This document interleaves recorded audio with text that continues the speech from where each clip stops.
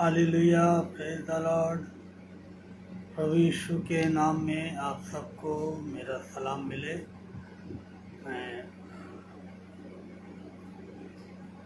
परमेश्वर पिता का धन्यवाद करता हूँ सुंदर समय के लिए जो उसने मेरे जीवन में दिया कि मैं एक बार फिर से आगरा मसीह मंडली के फेसबुक के लाइव पेज पर आकर परमेश्वर के वचन को आपके साथ बांट सकूं। इसके लिए मैं परमेश्वर पिता का धन्यवाद देता हूं और साथ ही साथ आगरा मसीह मंडली का भी धन्यवाद देता हूं कि उन्होंने ये सुंदर अवसर हमें प्रदान किया है कि मैं इस पेज पर आकर अपने जीवित परमेश्वर के वचन को शेयर कर सकूं। सारी बातों के लिए धन्यवाद देता हूं। आइए हम सब प्रार्थना में चलेंगे और प्रार्थना मांगेंगे।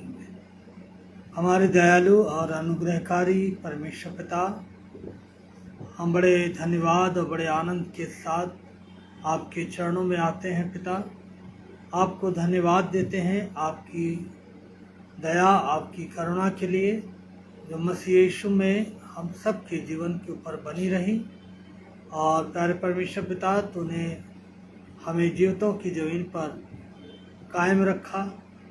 और पिता परमेश्वर, हम धन्यवाद देते हैं कि तूने ये सुंदर अवसर दिया है कि हम तेरे वचन को आगरा मसीह मंडली के इस पेज पर बांट सकते हैं। पवित्र आत्मा, आपसे निवेदन है कि आप मेरी अगुवाई करें। मेरे मुख से निकले हुए शब्द प्रभु आपकी ओर से हों और प्रभु पवित्र आत्मा की अगुवाई और उपस्थिति इस पूरे समय में प्रभु हमारे साथ और सुनने वालों के साथ और प्रभु सारे नेटवर्क के साथ बनी रहने पाए। हम सब अपने आप को तेरे हाथों में देते हैं और ये प्रार्थना प्रभु यीशु मसीह के नाम से मांगते हैं। आमीन, आमीन। Hallelujah, praise the lord. प्रभु का धन्यवाद करता हूँ। यदि मेरी आवाज़ आप तक पहुँच रही है तो आप प्लीज़ मेहरबानी करके मुझे अपने थंब के द्वारा बता सकते हैं कि मेरी आवाज़ आप तक पहुंच रही है। Hallelujah, hallelujah, hallelujah. धन्यवाद, धन्यवाद, धन्यवाद, धन्यवाद, धन्यवाद, धन्यवाद, धन्यवाद, धन्यवाद करते हैं प्रभु, तेरा धन्यवाद करते हैं। हम तेरी स्तुति करते हैं प्रभु, तेरे नाम को सराहते हैं। Hallelujah, hallelujah, hallelujah. धन्यवाद, धन्यवाद, धन्यवाद। यदि मेरी आवाज़ आप तक पहुंच रही है तो बाय मेहरबानी मुझे बताने का कष्ट करें। हालेलुया, धन्यवाद यीशु। तू महान, तू महान, तू महान परमेश्वर। धन्यवाद, धन्यवाद, धन्यवाद परमेश्वर।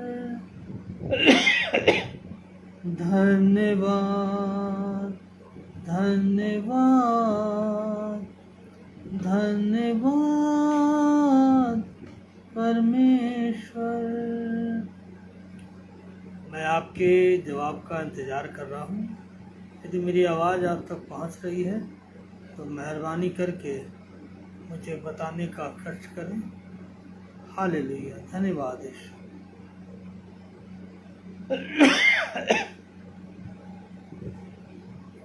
धन्यवाद यीशु। प्रभु आपकी महिमा हो, आपकी स्तुति हो।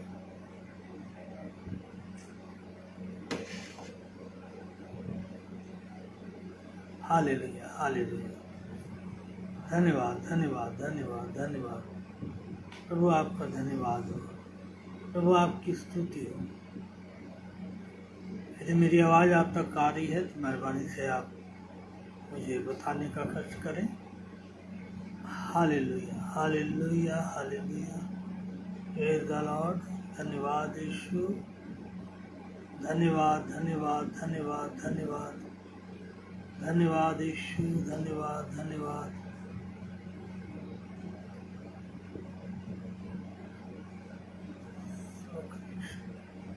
हालेलुया, स्तुति हो प्रभु, आपकी स्तुति हो, आपकी बड़ाई हो, आपका धन्यवाद हो।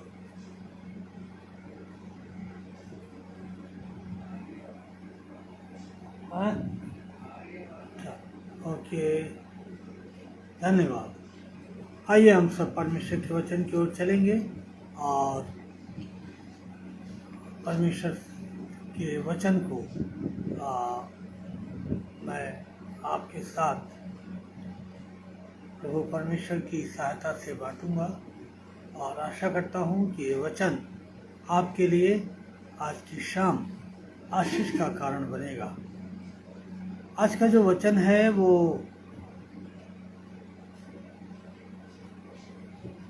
उन लोगों के लिए है जो परमेश्वर के सेवक कहलाते हैं और जो अपने आप को भविष्यवक्ता और नबी बोलते हैं, परमेश्वर का जन बोलते हैं। और आज खुदा का कलाम उन लोगों से भी बातचीत करना चाहता है जो खुदावन की कलीसिया है, जो खुदा के लोग हैं, उनसे भी खुदा का कलाम जो है आज की शाम में बात करना चाहता है। तो आइए हम सब परमेश्वर के वचन की ओर चलेंगे और हमारे साथ निकालें विलाप गीत की किताब, उसका पहला अध्याय। ये यिर्मयाह की किताब से बाद आपको मिलेगा विलाप गीत और उसका पहला अध्याय। Praise the Lord. Sister Renuka, okay, thank you बताने के लिए धन्यवाद। विलाप गीत उसका पहला अध्याय और उसकी 18 और 22 आयत। और यहाँ पर इस तरह से लिखा हुआ है, विलाप गीत पहला अध्याय 18 पद से, यह वह सच्चाई पर है क्योंकि मैंने उसकी आज्ञा का उल्लंघन किया है। हे सब लोगों सुनो और मेरी पीड़ा को देखो। मेरे कुमार और कुमारियाँ बंधुआई में चले गए हैं। मैंने अपने मित्रों को पुकारा परंतु उन्होंने भी मुझे धोखा दिया। जब मेरे याजक और पुण्य इसलिए भोजन वस्तु ढूंढ रहे थे कि खाने से उनका जी हरा हो जाए, तब नगर ही में उनके प्राण छूट गए। ये परमेश्वर का जीवित वचन है। और इस समय जिस समय का वर्णन यिर्मयाह अपने विलाप गीत में कर रहा है, जैसा कि हम इस गीत के विषय को पढ़ते हैं, विलाप गीत। विलाप का मतलब होता है किसी बात के लिए शोक करना या रोना। तो यिर्मयाह जो है यहाँ पर एक ऐसा गीत गा रहा है जो विलाप का गीत है, जो दुख का गीत है। और वो इस बात को कह रहा है कि मैंने अपने मित्रों को बुलाया परंतु उन्होंने भी मुझे धोखा दिया। जब मेरे याजक और पुण्य इसलिए भोजन वस्तु ढूंढ रहे थे कि खाने से उनका जी हरा हो जाए, तब नगर ही में उनके प्राण छूट गए। इस समय जो इस्राएल की दशा है वो बहुत ही दर्दनाक है। हर तरफ रोना है, पीटना है, हर तरफ मृत्यु है, हर तरफ कराहट है और लोग जो हैं वो भूख के मारे तड़प रहे हैं। और हम यहाँ पर पढ़ते हैं कि खुदा के लोगों को जो पड़ोसी राज्य है, जो राजा लोग हैं, जो ताकतवर हैं, वो उनको बांधकर गुलामी में ले गए हैं और ये बाबुल की गुलामी में चले गए हैं। और जो रह गए हैं यरूशलेम में, इस्राएल में, उनके पास खाने के लिए रोटी नहीं है, खाने के लिए भोजन नहीं है, और माएँ अपने बच्चों को अपने सामने मरता हुआ देख रही हैं। और वो जो रुदन है ये बहुत दुख से भरा हुआ है। लेकिन सवाल ये है कि इस्राएलियों का गुलामी में जाना और उसके बाद दुख उठाना, ये दुख उनके जीवन में क्यों आया, कहाँ से आया? जब हम परमेश्वर के वचन को पढ़ते हैं तो हम पाते हैं कि इस्राएलियों का गुलामी में जाना और दुख उठाना, वे इसलिए गुलामी में गए क्योंकि यिर्मयाह हमें बताता है कि इनका जो पाप था अनाज्ञाकारिता का, इन्होंने अनाज्ञाकारिता करी, परमेश्वर के वचन को नहीं माना और इन्होंने परमेश्वर के वचन का तिरस्कार किया। और इस कारण से परमेश्वर ने क्या करा कि इनके ऊपर परमेश्वर का दंड आया और परमेश्वर इनके पाप के कारण से ये गुलामी में चले गए। हाँ विनी सिस्टर, प्रेज द लॉर्ड, प्रभु आपको आशीष दे और आगरा मसीह मंडली को भी प्रभु बहुत आशीष दे। तो इनका जो पाप था ये इनको गुलामी में लेकर चला गया। तो यहाँ पर हम देखते हैं कि इन्होंने परमेश्वर की आज्ञा का उल्लंघन किया और इन्होंने परमेश्वर के वचन को तुच्छ जाना। मैं सलोमी जय सिस्टर को भी प्रेज द लॉर्ड बोलता हूँ, प्रभु आपको बड़ी आशीष दे। तो देखते हैं कि ये सारे ही जो इस्राएली थे ये बाबुल की गुलामी में चले जाते हैं और जो लोग बच जाते हैं इस्राएल में वो भूख से तड़प तड़प कर मर जाते हैं और वहाँ पर बड़ा रोना और पीटना है। लेकिन जब हम परमेश्वर के वचन को पढ़ते हैं कि उनका पाप क्या था, तो उनका पाप ये था कि उन्होंने परमेश्वर के वचन को तुच्छ जाना था। लेकिन इनका गुलामी में जाना हमें कुछ और भी बताता है कि ये गुलामी में जाने के लिए अकेले जिम्मेदार नहीं थे।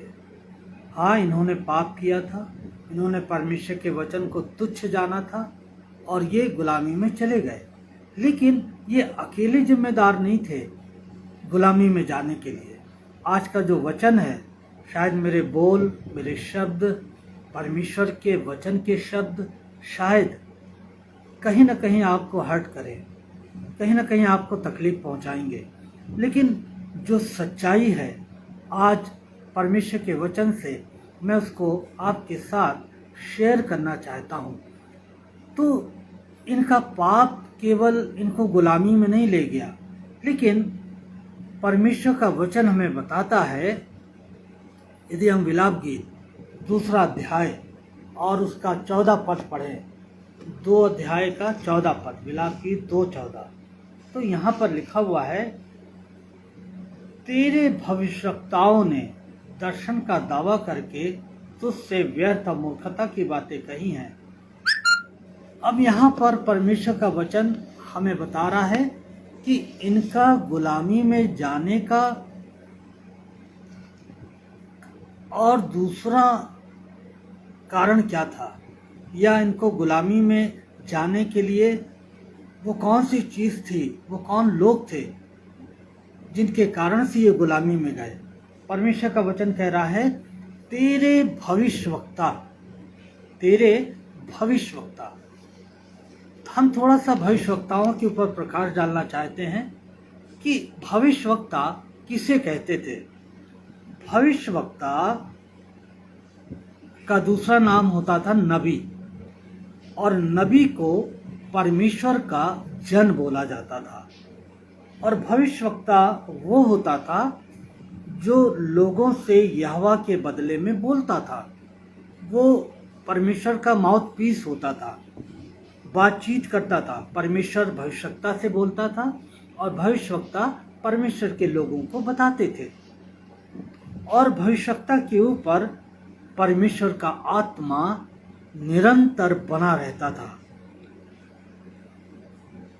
जिस का परमेश्वर के साथ निकटता का क्या होता था, संबंध होता था, और परमेश्वर का वो विश्वास पात्र होता था।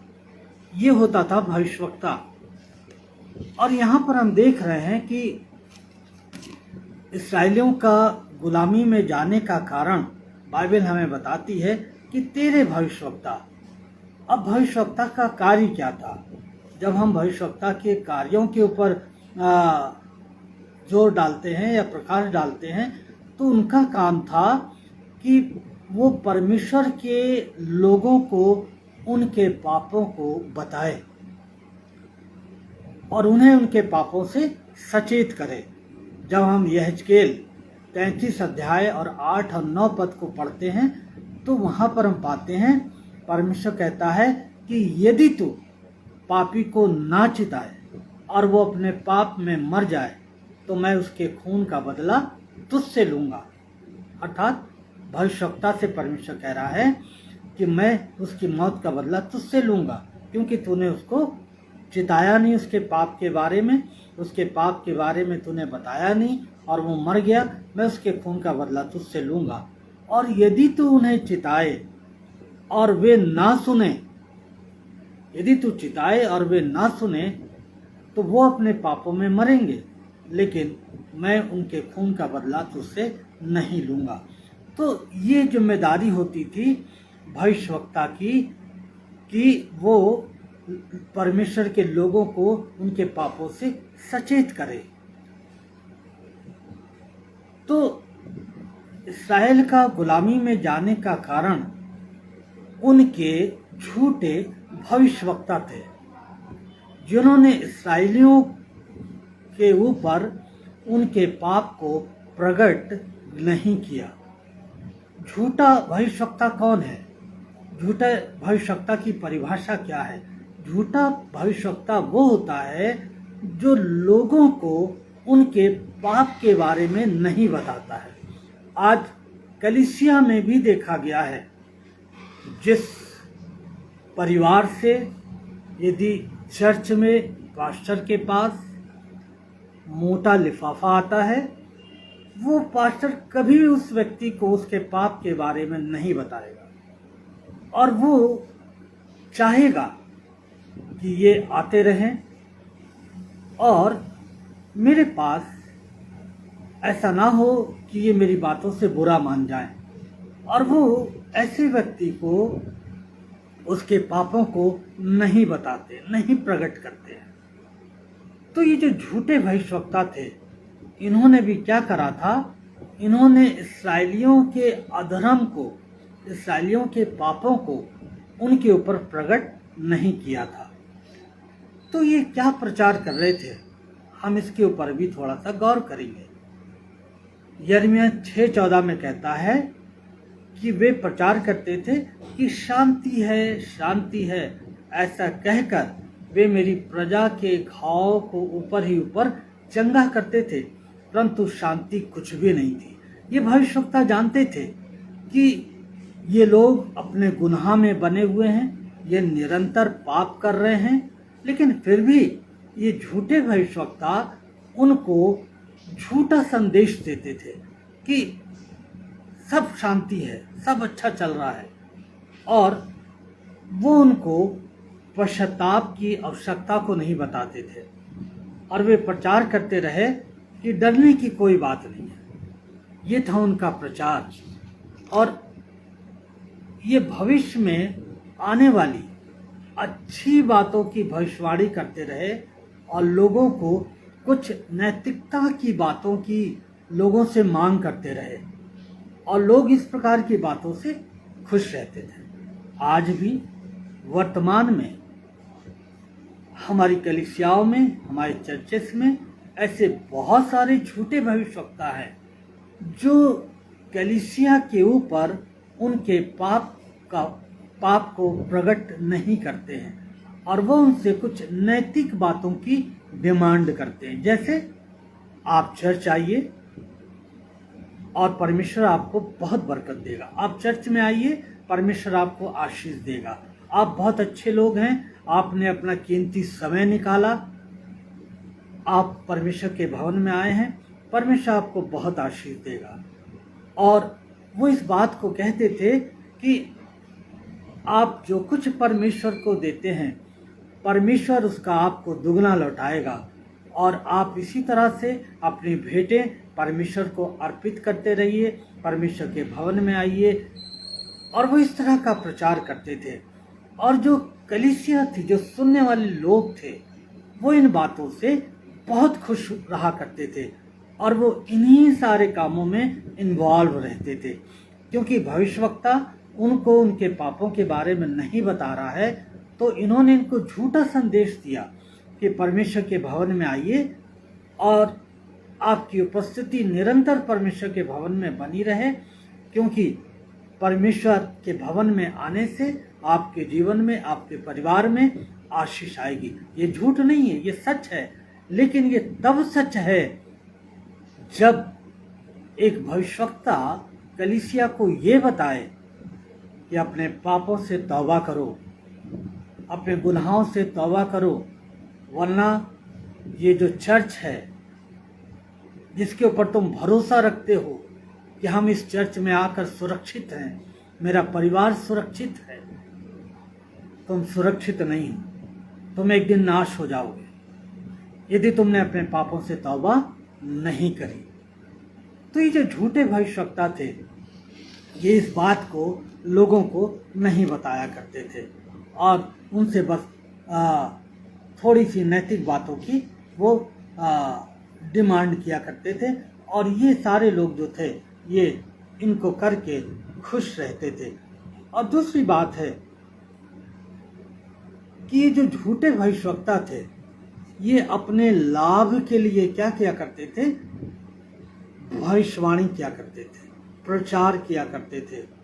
और बाइबल हमें बताती है कि इनके भविष्यवक्ता कहते थे कि तुम्हारा कल्याण होगा, तुम पर कोई विपत्ति नहीं पड़ेगी, क्योंकि तुम परमेश्वर के भवन में आते हो एवरी संडे, हर हफ्ते तुम परमेश्वर के भवन में बने रहते हो, तुम्हारे पर कोई विपत्ति नहीं आएगी। लेकिन वो उनको ये नहीं बताते थे कि यदि पाप से तौबा नहीं करोगे, जो पाप तुम्हारे अंदर बना हुआ है, तो ये चर्च भी, ये खुदा का घर भी तुम्हें बचा नहीं पाएगा। वो ये प्रचार नहीं करते थे। और आज भी ऐसे झूठे भविष्यवक्ता, आज भी ऐसे झूठे शिक्षक हमारी कलीसियाओं में, हमारे चर्चेस में पाए जाते हैं, जो केवल ये प्रचार करते हैं कि तुम्हारा कल्याण होगा, तुम पर कोई विपत्ति नहीं पड़ेगी। क्यों? क्योंकि ये जो झूठे भविष्यवक्ता थे, ये जो झूठे शिक्षक थे, ये इनका एक ही मकसद था। ये कलीसिया को आज जानना बहुत जरूरी है। पुराने नियम हमारे लिए इसलिए रखा है ताकि हम उस इतिहास से सच्चाई को जान सकें और सीख सकें। उनका मकसद ये था कि उनके द्वारा उनकी कमाई होती रहे। ये झूठे शिक्षक जानते थे यदि हम सत्य का प्रचार करेंगे, यदि हम ऐसा वचन प्रचार करेंगे जो कड़ा और कड़वा प्रचार होगा, जो सच्चाई का प्रचार होगा, तो ये जो कलीसिया है ये कभी भी मेरे अधीन नहीं रहेगी और ये हमसे दूर हो जाएगी, किसी और प्रचारक को पकड़ लेगी। तो ये ऐसा प्रचार करते थे जो कलीसिया को बुरा ना लगे और इनकी जो पॉकेट है वो भरती रहे। और ये कहते थे आप बहुत अच्छे हैं, परमेश्वर आपको आशीष देगा, आप बीमार हैं आप चंगे हो जाएंगे, परमेश्वर आपको घर देगा, परमेश्वर आपको गाड़ी देगा। बस इनके प्रचार में यही बातें हुआ करती थी। ये कभी ये प्रचार नहीं करते थे कि यदि तुम तौबा नहीं करोगे तो तुम नाश हो जाओगे। ये कभी ये प्रचार नहीं करते थे। और आज भी कलीसिया में ऐसे झूठे शिक्षक पाए जाते हैं जो केवल भविष्यवाणी करते हैं और लोगों से कुछ नैतिकता की बातों की मांग करते हैं। उनके भविष्यवक्ता लोगों को बताया करते थे, क्या बताया करते थे? अब कलीसिया की सुनिए। कलीसिया, यदि भविष्यवक्ता कम नहीं थे तो कलीसिया भी कम नहीं थी। कलीसिया इन झूठे शिक्षकों से या झूठे भविष्यवक्ताओं से ऐसा प्रचार सुनना चाहती थी जो इनको सुनने में अच्छा लगता। यदि जब यिर्मयाह जो सच्चा भविष्यवक्ता है इस समय का, जो सच्चाई से प्रचार करता था कि तौबा करो नहीं तो तुम नाश हो जाओगे, ये यिर्मयाह के ऊपर चढ़ जाते थे उसको मारने के लिए, उसका खून करने के लिए, और उसके लिए षड्यंत्र बनाते थे कि तू हमसे ऐसी बातें क्यों करता है। और वे भविष्यवक्ताओं से, जो झूठे भविष्यवक्ता थे, झूठे शिक्षक थे, उनसे कहा करते थे कि हमसे कैसी बातें करो, हमसे चिकनी चुपड़ी बातें करो, लल्लो चप्पो की बातें करो। परमेश्वर आपको आशीष देगा, परमेश्वर आपको घर देगा, परमेश्वर आपको आपके बच्चों को बढ़ाएगा, परमेश्वर आपको जमीन देगा, नई कार देगा, इस तरह का प्रचार करो। और वो कहते थे कि हमसे चिकनी चुपड़ी बातें करो। मैं गूगल में देख रहा था कि चिकनी चुपड़ी बातों की परिभाषा क्या है। चिकनी चुपड़ी बातों की परिभाषा होती है जो सामने वाले को सुनने में अच्छी लगे, जो सामने वाले को खुश करे। ऐसी बातें कलीसिया इन झूठे शिक्षकों से सुनना मांगती थी। और आज भी ये 100% सत्य है कि आज भी कलीसिया ऐसे ही प्रचारकों को पसंद करती है, ऐसे ही प्रचारकों को वो रहने देना चाहती है जो से उनके पाप के बारे में बात न करें और उनसे चिकनी चुपड़ी बातें करें। और इसका नतीजा क्या हुआ? आज का जो प्रचारक है उसने कलीसिया की नब्ज को क्या कर लिया है? पकड़ लिया है। और प्रचारक जान गया है कि कलीसिया से कैसी मोटी कमाई हो सकती है, कलीसिया को कैसे हम अपने अंडर में रख सकते हैं। हम इन्हें कभी खोएंगे नहीं। यदि हम इनको नहीं खोना चाहते हैं तो हम इनसे ऐसी बातें करें जो चिकनी चुपड़ी बातें हों। और वो कलीसिया की नस को समझ गए हैं आज के पास्टर, आज के शिक्षक, आज के भविष्यवक्ता। और ये केवल इनसे ऐसी बातें करते हैं जो उनको सुनने में अच्छी लगती हैं और जो उनको खुशी प्रदान करती है। मैं एक ऐसी कलीसिया में गया जहाँ पर मुझे प्रचार करने के लिए बुलाया गया। और उस दिन परमेश्वर ने मुझे कहा कि तू पाप के ऊपर प्रचार कर। मैंने पाप के ऊपर प्रचार किया। परमेश्वर की सहायता से परमेश्वर ने अपनी आत्मा के द्वारा उस वचन को दिया।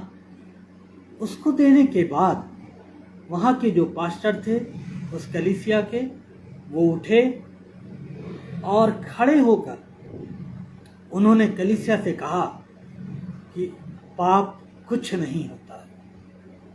उन्होंने कलीसिया से कहा कि पाप कुछ नहीं होता है। और ये जो बात थी, इस बात ने मेरे हृदय को तोड़ दिया। मैंने कहा यदि पाप कुछ नहीं है तो यीशु मसीह उस स्वर्ग को छोड़कर मनुष्य का रूप लेकर इस पृथ्वी पर आया। उसने जिल्लत उठाई, उसने दुख उठाया और उस क्रूस की मृत्यु को उसने सहा। यदि किस लिए सहा? ताकि वो पापी मनुष्य को बचा ले, ताकि वो पापी मनुष्य के लिए छुटकारा लेकर आए। और उन पादरी साहिबान ने कहा कि पाप कुछ नहीं है। आज जो झूठे शिक्षक हैं वो पाप के ऊपर, आप कलीसिया में गौर करेंगे, यदि आप ध्यान से उनके वचन को सुने तो आप पाएंगे कि उसमें पाप का प्रचार नहीं होता है, पश्चाताप का प्रचार नहीं होता है। केवल उसमें चिकनी चुपड़ी बातें होती हैं और उसमें केवल ये होता है कि परमेश्वर आपको आशीष देगा, परमेश्वर आपको ये देगा, परमेश्वर आपको वो देगा। आप परमेश्वर के भवन में आइए और आप परमेश्वर के भवन में सुरक्षित हैं। लेकिन दूसरी तरफ जब हम परमेश्वर के तरफ देखते हैं कि परमेश्वर इस बात को सुनकर अपने वचन के द्वारा हमसे क्या कहता है या उन लोगों से क्या कहता है जो केवल परमेश्वर के भवन में आकर सोचते हैं कि हम सुरक्षित हैं। परमेश्वर उनसे कहता है, किसने तुम्हें कह दिया, किसने तुम्हें कह दिया कि तुम मेरे भवन के आंगनों में आओ और उसे अपने पैरों से रौंदो। ये रौंदना शब्द जो है, किसने कह दिया कि तुम आकर इनको अपने गंदे पैरों से, गंदे मन से, गंदे जीवन से रौंद डालो। किसने कह दिया? मालूम है किसने कह दिया? इनके झूठे प्रचारकों ने, इनके झूठे शिक्षकों ने इस बात को इनको सिखाया है कि तुम कितने भी पाप में क्यों ना बने हो, परमेश्वर के भवन में आओ, तुम परमेश्वर के प्रेम में, तुम और तुम्हारा घराना सुरक्षित है। और ये कभी भी पश्चाताप का या पाप का प्रचार नहीं करते। खुदा के लोगों, खुदा जब अपने लोगों की दशा को देख रहा है, विलाप गीत में यिर्मयाह जो एक सच्चा भविष्यवक्ता है, वो कह रहा है कि मेरी आंखें रात दिन रोती रहती है। मेरा मन करता है कि मैं रात दिन अपने लोगों के लिए रोऊं, उनकी दशा पर रोऊं कि वे कैसे नाश हो गए, वो कैसे बर्बाद हो गए, वे कैसे बिना उद्धार पाए इस दुनिया से चले गए। उनके बच्चे सड़क पर विलाप कर रहे हैं। यिर्मयाह कह रहा, मेरा मन करता मैं रोऊं। आज का जो भविष्यवक्ता है, आज का जो शिक्षक है, उसने खुदा के लोगों को खुदा के कलाम के द्वारा ही गुमराह कर रखा है। और खुदा चाहता है, खुदा आज इस बात को बोलना चाहता है अपने भविष्यवक्ताओं से, अपने झूठे शिक्षकों से और अपनी उस कलीसिया से जो केवल अपने पासवान से, अपने भविष्यवक्ता से चिकनी चुपड़ी बातों को सुनना चाहते हैं। उनसे खुदा कहता है कि एक दिन आ रहा है, एक दिन आ रहा है कि मैं तेरे भविष्यवक्ताओं को भी नाश करूंगा और साथ में तुम्हें भी नाश करूंगा। परमेश्वर दोनों को नाश करने जा रहा है, क्योंकि उन्होंने सच्चाई नहीं बताई और इन्होंने सच्चाई को सुनना नहीं चाहा, जो कलीसिया है। परमेश्वर कह रहा, मैं दोनों को नाश कर दूंगा। खुदा के लोगों, आज जो झूठे शिक्षक हैं, जो झूठे भविष्यवक्ता हैं, उन्होंने कलीसिया को नस को पकड़ रखा है। वे नब्ज जानते हैं कि कहाँ पर दबानी है कलीसिया की और कहाँ पर दबाई जाएगी और कहाँ से मेरी पॉकेट भरेगी, वो सब जानते हैं। और इसलिए वो आपके बीच में तौबा का प्रचार नहीं करते हैं। वो जानते हैं आप गुनाह में चल रहे हैं, वो जानते हैं कि शाम को आप अकेले खाना पसंद करते हैं, दूसरा देख ना ले, क्योंकि उसके साथ कुछ और भी होता है। बाज़वान को मालूम है आपकी इस आदत का, लेकिन क्योंकि आप एक बहुत अच्छे डोनर हैं, आप बहुत अच्छे देने वाले हैं, वो प्रचारक, वो झूठा भविष्यवक्ता जो केवल इसलिए आपके बीच में है कि वो कमाई करे, क्योंकि वो कमाई करने के लिए ही आपके बीच में है और उसे परमेश्वर का भय नहीं है। लेकिन मैं परमेश्वर का धन्यवाद करता हूँ उन सच्चे भविष्यवक्ताओं के लिए, उन सच्चे शिक्षकों के लिए जो कलीसिया के लोगों की आत्मा की चिंता करते हैं और उन्हें सत्य को बताते हैं, और वो उनके पाप को उनके ऊपर बिना डरे प्रकट करते हैं। जब हम यूहन्ना के बारे में पढ़ते हैं, यूहन्ना बपतिस्मा दाता जब जंगल में गया और जब उसने देखा कि बहुत सारे यहूदी मन फिराने का बपतिस्मा लेने के लिए आ रहे हैं, यूहन्ना बपतिस्मा दाता ने उनसे कहा कि हे सांप के बच्चों, किसने तुम्हें चिता दिया कि आने वाले क्रोध से भागो? आज है ये हिम्मत झूठे प्रचारकों में, झूठे शिक्षकों में, जो अपनी कलीसिया के किसी व्यक्ति को ये जानते हुए कि ये पाप में जीवन व्यतीत कर रहा है, ऐसे शब्दों से उसको चिताए? है कोई? यूहन्ना बपतिस्मा दाता ने ऐसे ही शब्दों का प्रयोग किया, क्योंकि वो सच्चा भविष्यवक्ता था और उसे उनकी आत्मा की चिंता थी। आज परमेश्वर हमारी और आपकी आत्मा की चिंता करता है और वो चाहता है कि हम इन चिकनी चुपड़ी बातों में ना आए। और जब कभी परमेश्वर हमसे हमारे ऊपर हमारे पापों को प्रकट करता है, हम उनको मान लें। भविष्यवक्ताओं से परमेश्वर कहता है कि तुम सच्चाई का प्रचार करो, तो तुम क्यों नाश होगे, मेरी प्रजा क्यों नाश होगी? लेकिन उन्होंने सिखाया कि तुम चर्च आओ, चर्च में सुरक्षित हो। और दूसरी बात, ये जो कलीसिया थी, ये इस बात को भी लेकर अपने आप को सुरक्षित महसूस करती थी कि हम प्रत्येक महीने के प्रथम रविवार को खुदा की मेज में शामिल होते हैं और उसका जो लहू है वो हमें सुरक्षा प्रदान करता है। आज भी कलीसिया में यही होता है। आज कलीसिया जाती है, उस मेज में शरीक होती है और वो कहती है कि हम परमेश्वर के लहू में सुरक्षित हैं।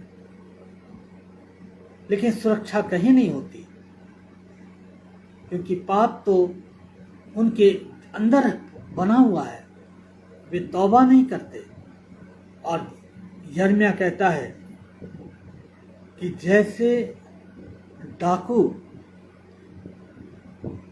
खो में अपने धन को छुपाते हैं, वैसे ही आज कलीसिया अपने धन को परमेश्वर को देने के द्वारा वो सोचती है कि मेरे पाप जो हैं वो छुप जाएंगे, उनके ऊपर पर्दा पड़ जाएगा और परमेश्वर हमें माफ कर देगा। कलीसिया ऐसा सोचती है और वो सोचते हैं कि हम प्रभु के लहू में, उसकी ब्यारी में सम्मिलित होते हैं, हम सुरक्षित हैं। लेकिन परमेश्वर का वचन हमें बताता है कि इस्राएल जाति का गुलामी में जाना उनके पाप का कारण था, उनकी अनाज्ञाकारिता थी। उन्होंने परमेश्वर के वचन को तुच्छ जाना था। और दूसरा, उनके जो भविष्यवक्ता थे, उन्होंने उनको वो नहीं बताया जो उनको बताना चाहिए था। खुदा का कलाम कहता है विलाप गीत 2 में कि 14 आयत में, उन्होंने तेरा अधर्म प्रकट नहीं किया, नहीं तो तेरी बंधुआई ना होने पाती। यदि वे इस्राएल को उनके अधर्म को बता देते कि तुम परमेश्वर के वचन को नहीं मान रहे हो, तुम पाप में बने हुए हो, तो वो तौबा करते और वो बंधुआई में जाने से बच जाते। लेकिन इनके झूठे भविष्यवक्ताओं ने लालच में और केवल कमाई करने के चक्कर में खुदा के लोगों को सत्य को नहीं बताया।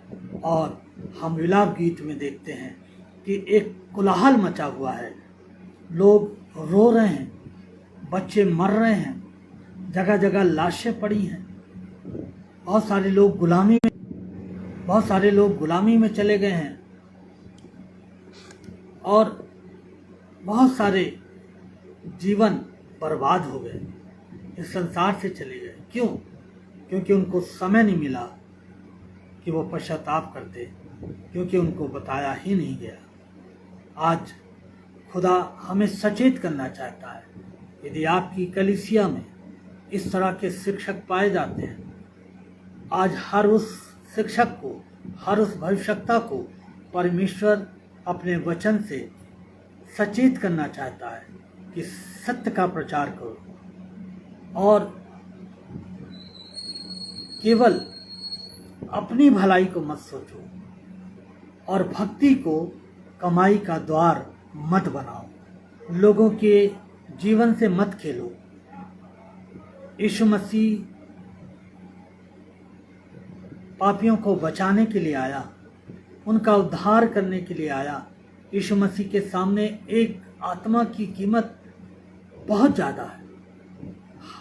आज परमेश्वर का वचन उन भविष्यवक्ताओं से जो स्वार्थी हो गए हैं कहना चाहता है कि तुम सत्य का प्रचार करो, और कलीसिया से कहता है कि तुम जो परमेश्वर के सच्चे वचन को सुनने के लिए तैयार नहीं हो और कह रहे हो कि हमसे चिकनी चुपड़ी बातें करो, तौबा करो, पश्चाताप करो और परमेश्वर के पास आओ।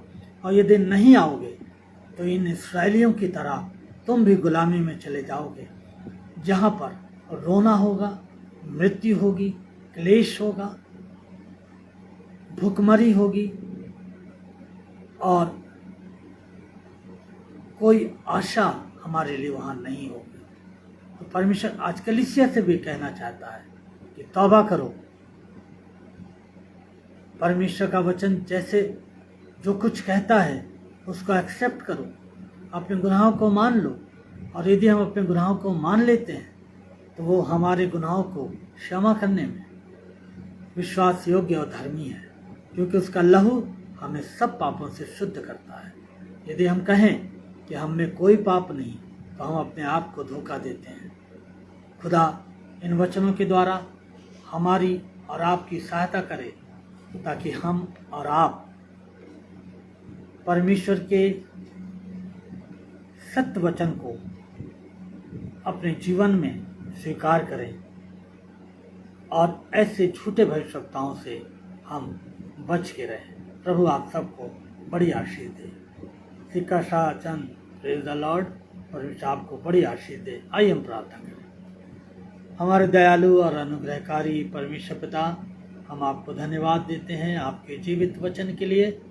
प्यारे परमेश्वर पिता, तेरे लोग गुलामी में चले गए प्रभु, नाश हो गए, क्योंकि उन्होंने तेरे वचन को तुच्छ जाना था और उन्होंने वो सुनना नहीं चाहा जो यिर्मयाह उनको बताना चाहता था, और वे नाश हो गए।